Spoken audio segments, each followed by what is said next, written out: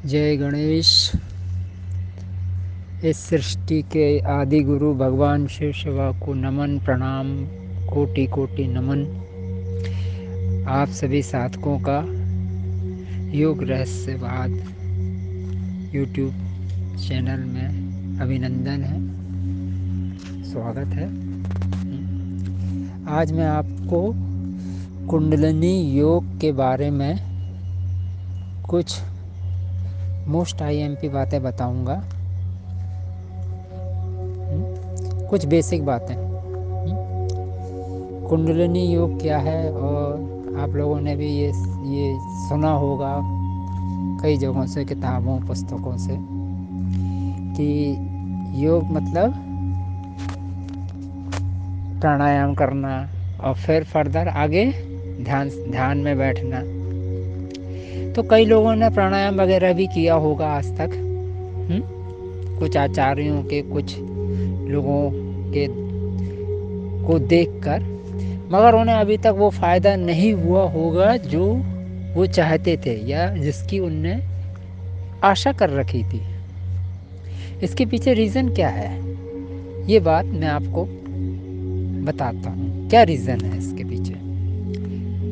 जब प्राणायाम किया जाता है तो प्राणायाम का बेसिक क्या है? प्राणायाम का बेसिक ये है जो बहुत से लोगों को नहीं मालूम कि प्राणायाम कब किया जाता है और उसके बेस में क्या चीज़ होनी चाहिए उसके बाद ही हम प्राणायाम करने के योग्य बन पाते हैं। प्राणायाम के पहले ये चीज़ आवश्यक है कि आपका खान पान पूरी तरीके से सात्विक होना चाहिए, राजसिक और तामसिक नहीं होना चाहिए। अब प्रश्न ये उठता है, क्यों? उसका उत्तर ये है कि यदि आप राजसिक और तामसिक पदार्थ खाएंगे और उसके बाद प्राणायाम करेंगे तो प्राणायाम का एक शर्त है, प्राणायाम का एक नियम है। वो नियम ये है कि आप जिस चीज का सेवन कर रहे हो खान पान में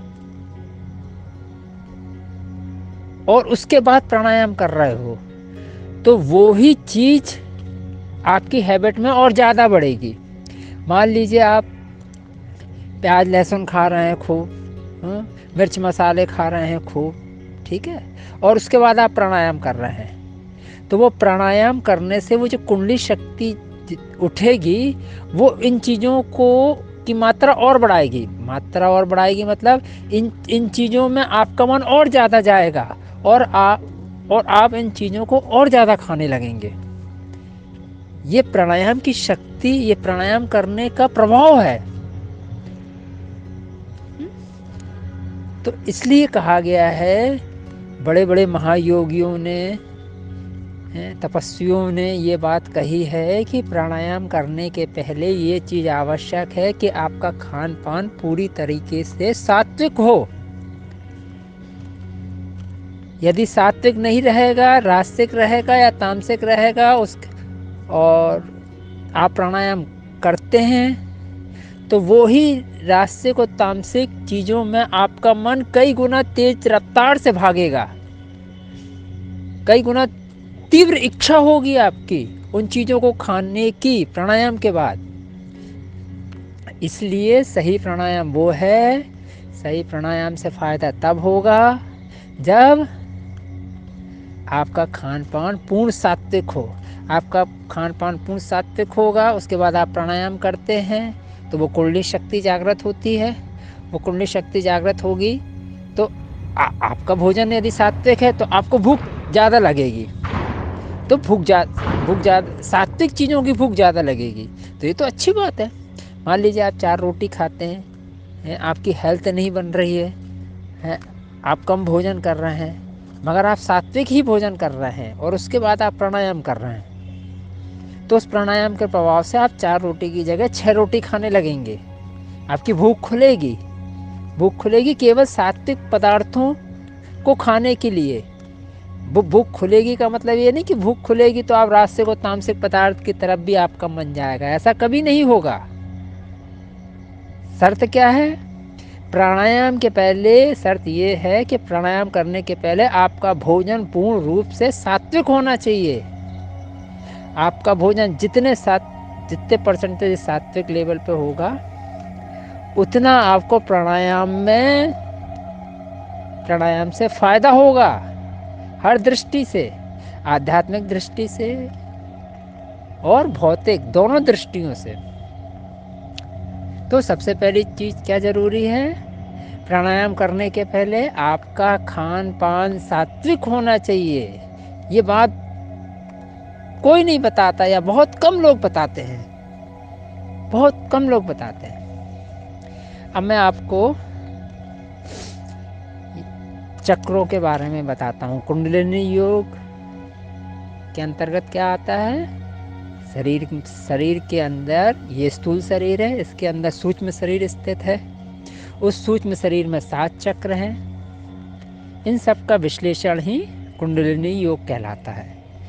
तो जो सूक्ष्म शरीर है, इस शरीर के अंदर जो सूक्ष्म शरीर स्थित है, उस सूक्ष्म शरीर में 7 चक्र हैं।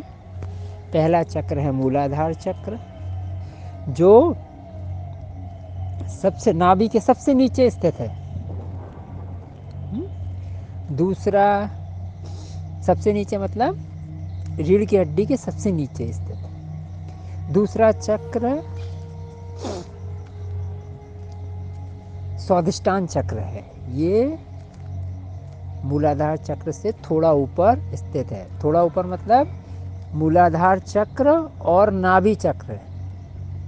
नाभि चक्र कौन सा, मैं आपको बताता हूँ। नाभि चक्र, ये जो हमारी नाभि है, इसी को नाभि चक्र बोलते हैं या इसको मणिपुर चक्र बोलते हैं। तो मूलाधार चक्र और नाभि चक्र के बीच में स्वादिष्टान चक्र स्थित है। ठीक है। उसके बाद स्वादिष्टान चक्र के बाद मणिपुर चक्र, नाभि चक्र, 3 चक्र हो गए। चौथा चक्र अनाहत चक्र, जो हार्ट में स्थित है, हृदय में, सूक्ष्म शरीर में। सारे चक्र सूक्ष्म शरीर में ही स्थित हैं, कोई भी चक्र स्थूल शरीर में नहीं स्थित है। ये बात हम हमेशा ध्यान रखिए। 4 चक्र हो गए। चौथा चक्र अनाहत चक्र। 5वां चक्र विशुद्धि चक्र। ये विशुद्धि चक्र कंठ में स्थित है, गले का जो कंठ रहता है ना, इसमें ये स्थित है विशुद्धि चक्र। 6वां चक्र दोनों आँखों की भौहों के बीच में स्थित है, इसको आज्ञा चक्र कहते हैं। और 7वां चक्र सहस्त्रार चक्र, मस्तिष्क के मध्य में बीचों बीच स्थित है सहस्त्रार चक्र। इन सभी चक्रों के एक एक देवी, एक एक देवता हैं। जैसे कि अभी मैं आपको लाइट पे में सब बता रहा, क्योंकि मैं यदि आपको पूरा डिटेल्स बताऊंगा तो आप सुन लेंगे, सब भूल जाएंगे, कुछ मन में प्रवेश नहीं करेगा। क्यों नहीं करेगा मन में प्रवेश? उसके 2 ही रीज़न है। एक तो मन की स्थिति दिव्य बनेगी, तब कोई भी चीज़ मन में प्रवेश करेगी स्थायी रूप से।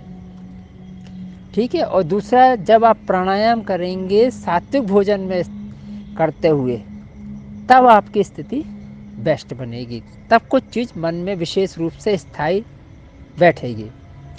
दिव्य मन के बारे में मैं अपने YouTube चैनल महादेव लव मैं के फर्स्ट एपिसोड में बता चुका हूँ। जिसको भी कुछ जानना हो वो वहाँ जाके देख सकता है दिव्य मन के बारे में जानकर।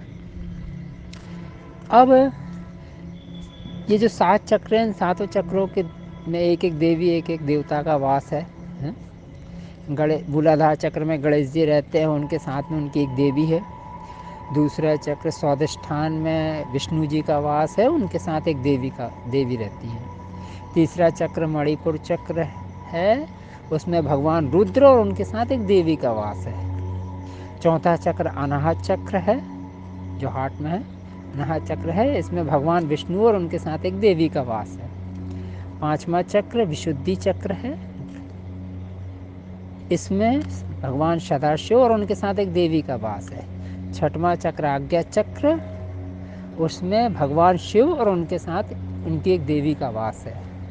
और सातवां चक्र सहस्त्रार, उसमें सीताराम जी का वास है। सीताराम जी कह लीजिए आप, या राधा कृष्ण कह लीजिएगा, इनका वास है। अब मैं आपको हर चक्र की जो विशेषताएं हैं, जो पावर्स हैं, वो मैं आपको बताता हूँ। पहला चक्र मूलाधार चक्र की क्या विशेषता है? यदि मूलाधार चक्र जागृत हो जाता है अच्छे लेवल पे, तो व्यक्ति को बोलने में महारत आती है। मतलब वो जो सेंटेंस बोलेगा वो बहुत नपे तुले और सटीक रहेंगे, सुनने वाले को अच्छे लगेंगे।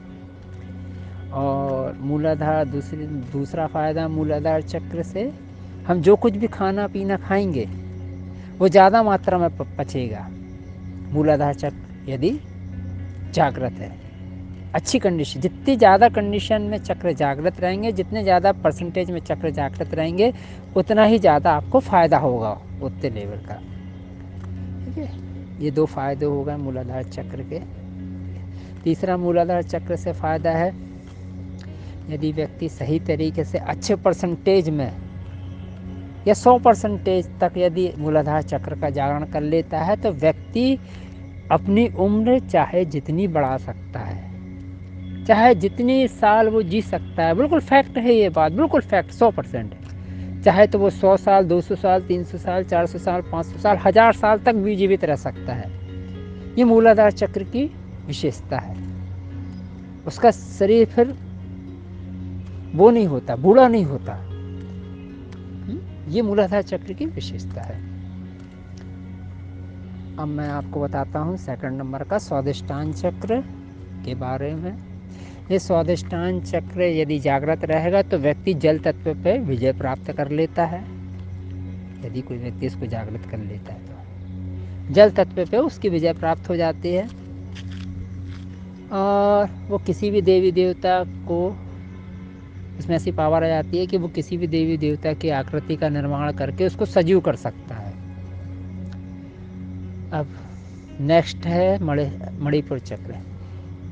इस मणिपुर चक्र को सिद्ध कर लेने से मैं दोबारा एक बार फिर से आप ये बात बोलूँगा, ये चक्र जितने परसेंटेज में आपके जागृत होंगे उतने ही परसेंटेज में आपको फ़ायदा होगा, उतने ही परसेंटेज में। तो मणिपुर चक्र के जागरण से व्यक्ति के शरीर में एक पावर की गर्मी रहती है, एक विशेष पावर की गर्मी बनी रहती है। और मणिपुर चक्र के जागरण से व्यक्ति जो कुछ भी खाता पीता है उसका समुचित भाग पूरे शरीर में पर्याप्त मात्रा में, जहाँ जहाँ जिस जिस चीज़ की ज़रूरत है वहाँ वहाँ बॉडी के अंदर वो पहुँच जाता है। कहीं शरीर के अंदर कहीं भी किसी भी जगह पे किसी चीज़ की कोई कमी नहीं रहती है। शरीर मणिपुर चक्र उस पूरे खाने को बराबर हिस्सों में बांट के पूरे शरीर में फैला देता है। जहाँ ये मणिपुर चक्र जागरण का फायदा है। चौथा है अनाहत चक्र। इसके जागरण से क्या होता है? इसके जागरण से व्यक्ति के अंदर प्रेम दया की भावना फूटती है, निस्वार्थ प्रेम की भावना फूटती है, वो निस्वार्थ प्रेमी हो जाता है। और इस अनाहत चक्र के अंदर एक कल्प वृक्ष भी स्थित है। ये बात बहुत कम लोगों को मालूम है। मैंने एक महान तपस्वी महायोगी से ये बात जानी थी उनकी बुक से, वही बात मैं आपको बता रहा हूँ। वो अनाहत चक्र है स्थित है। और अनाहत चक्र जितने लेवल पर आपका एक्टिव होगा उतने लेवल पे आपकी कामना जल्दी पूरी होगी। वैसे तो कामना पूर्ति के और भी चक्र हैं, इससे ऊपर के चक्रों से भी कामना पूर्ति होती है, मगर सबसे ज़्यादा जल्दी सिद्ध होने वाला जो चक्र है तो वो अनाहत चक्र ही है। क्यों है? क्योंकि अनाहत चक्र के देवता वायु हैं, पवन देवता हैं। तो पवन देवता हैं तो उससे क्या होता है, प्रश्न उठता है, उससे क्या होगा? हम कैसे मान लें कि जल्दी ये सिद्ध होता है? इसके देवता यदि पवन देवता हैं तो हमारा मन कैसे माने कि ये चक्र जल्दी सिद्ध होता है। वो ऐसे कि व्यक्ति पानी के बिना रह सकता है, जल के बिना रह सकता है, अग्नि के बिना कुछ समय रह सकता है, मगर सांस, वायु या पवन के बिना व्यक्ति ज़्यादा देर नहीं रह सकता। आप लोगों का तो अनुभव होगा। इसलिए अनाहत चक्र के जो देवता है पवन देवता है, इसलिए ये चक्र बहुत जल्दी सिद्ध होता है।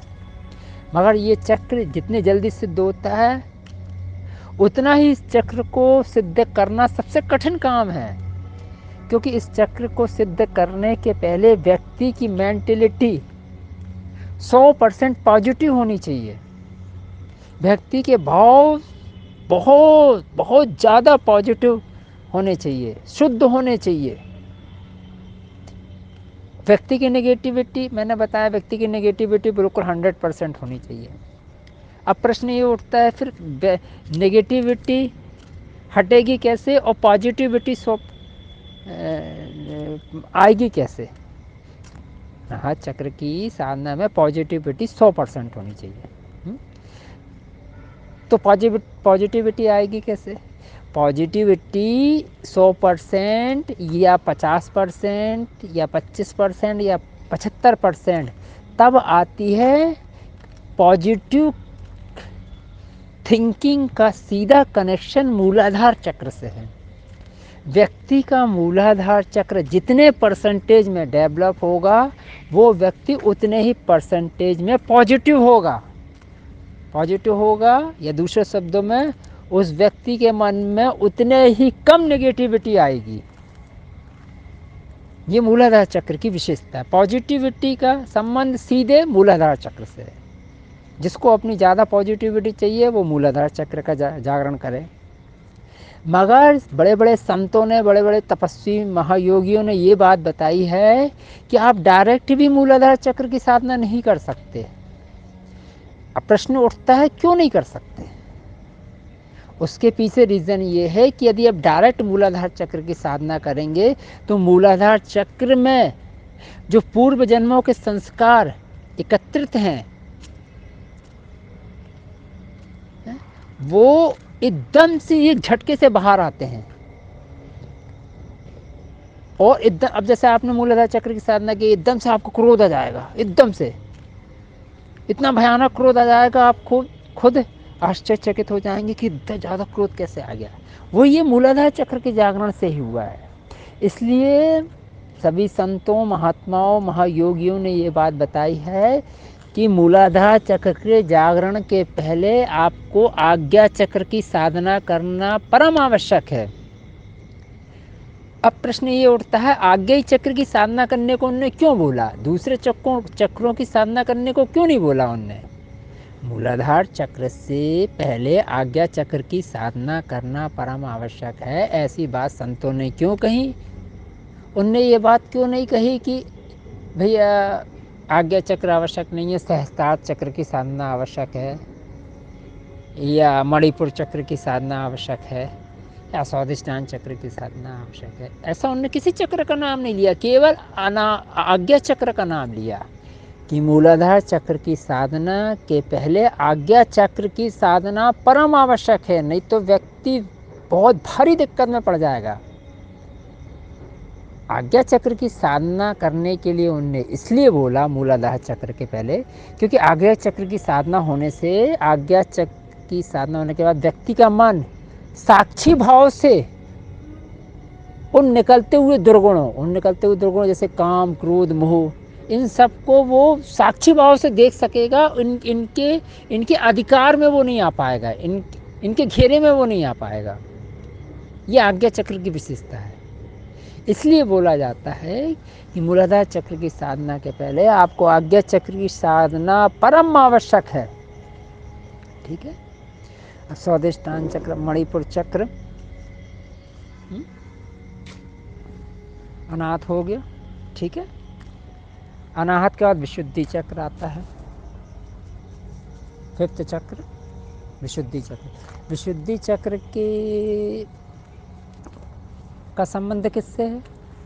विशुद्धि चक्र का संबंध है किसी भी चीज़ को एब्जॉर्ब करने से। किसी भी चीज़ को आप कितनी पावर से एब्जॉर्ब कर सकते हैं, इसका सीधा कनेक्शन विशुद्धि चक्र से है।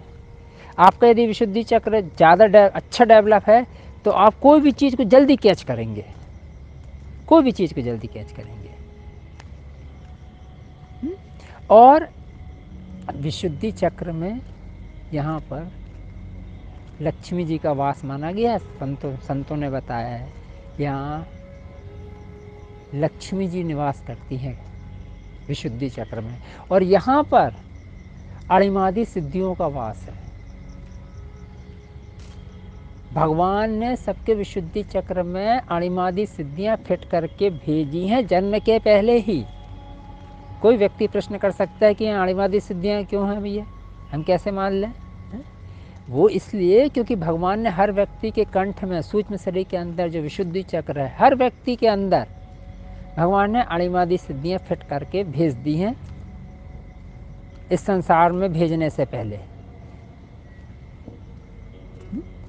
नहीं तो यदि भगवान ये सब चक्रों में शक्तियाँ नहीं भरते जन्म से पहले, तो व्यक्ति जन्म लेने के बाद भगवान पे आरोप लगाता। सबसे पहला है उसका सबसे पहला आरोप क्या होता है कि भगवान आप तो सर्वशक्तिमान हैं, आप तो अपने लोक में बढ़िया ऐशो आराम से रह रहे हैं, माता के साथ आनंद से विहार करते हैं, बढ़िया सारी सुख सुविधाओं से लैस हैं, और आपने हमें धरती पर भेज दिया और यहाँ तो कुछ नहीं है, यहाँ तो हम इतने दुख भरा जीवन व्यतीत कर रहे हैं। ये इल्ज़ाम हर जीव, हर व्यक्ति भगवान पे लगाता है। इसलिए भगवान ने हर जीव को मनुष्य शरीर देने से पहले, मनुष्य शरीर देते वक्त उसके शरीर, उसके सूक्ष्म शरीर में ये सातों शक्तियाँ पहले से विद्यमान कर दी और कहा तुम पृथ्वी पर जाओ, इन शक्तियों को जागृत करो, आराम से सुख संपन्नता का जीवन व्यतीत करो। अब विशुद्धि चक्र के बाद आता है आज्ञा चक्र। इस चक्र के जागरण से व्यक्ति पूर्व के या वर्तमान के हर कर्म से फ्री हो जाता है। मतलब उसको कोई भी कर्म का फल, कोई भी कर्म उसको विवश नहीं करता कुछ करने के लिए। ये आज्ञा चक्र में चेतना की स्थिति लाने पर, होने पर आप स्वतंत्रता से अपनी मर्जी के हिसाब से काम कर सकते हैं। हर कर्म बंधन कट जाता है। हर कर्म बंधन कट जाता है मतलब कि आपको जैसे यही काम करना है प्रारब्ध के हिसाब से, या ये काम करना है, या इतने घंटे बाद ये करना है, फिर दूसरे दिन ये करना है, तीसरे दिन ये करना है, ये सब प्रक्रिया बिल्कुल कट आउट हो जाती है यदि व्यक्ति अपनी चेतना को आज्ञा चक्र में ले जाए। अब और इससे आज्ञा चक्र से के जागरण से दूर की चीज़ें दिखाई देती हैं। देवताओं से आप कनेक्शन बना सकते हो इजली, और आपकी वाणी में भी शक्ति आ जाती है, और भी बहुत हाई लेवल की शक्तियाँ प्राप्त होती हैं।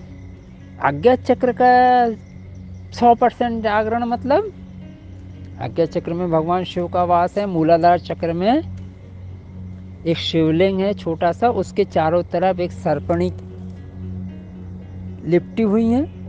वो सर्पणी कौन है? वो सर्पणी माँ भगवती ही है।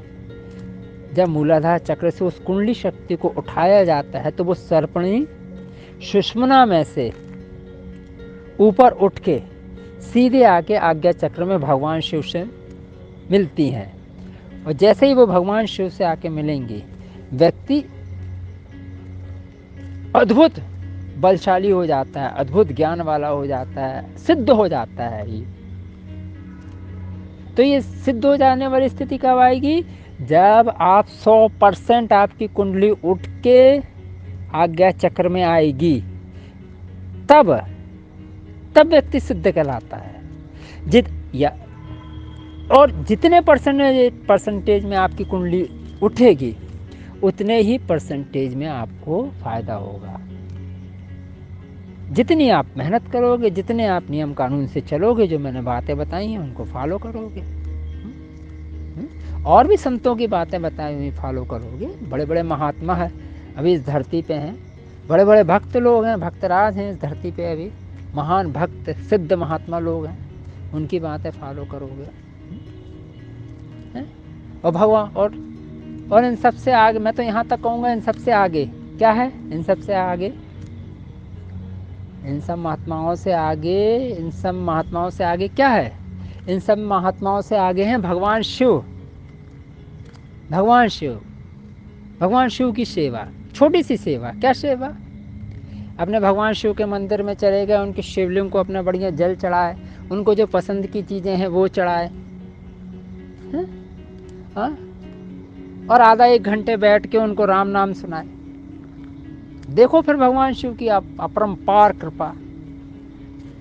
शास्त्र वर्णन करता है, सभी शास्त्र वर्णन करते हैं भगवान शिव जैसा उदार कोई नहीं और भगवान शिव जैसा महागुरु कोई नहीं, ना आज तक हुआ था, ना हुआ है, ना हो सकता है। भगवान शिव ऐसे हैं। भगवान शिव परम करुणामय हैं, परम करुणामय, परम दयालु, उनके जैसे दयालु इस त्रिलोक में कोई नहीं। इतनी जल्दी प्रसन्न हो जाते हैं, एक लोटा जल से प्रसन्न हो जाते हैं। भागवत में भी इसकी कथा है।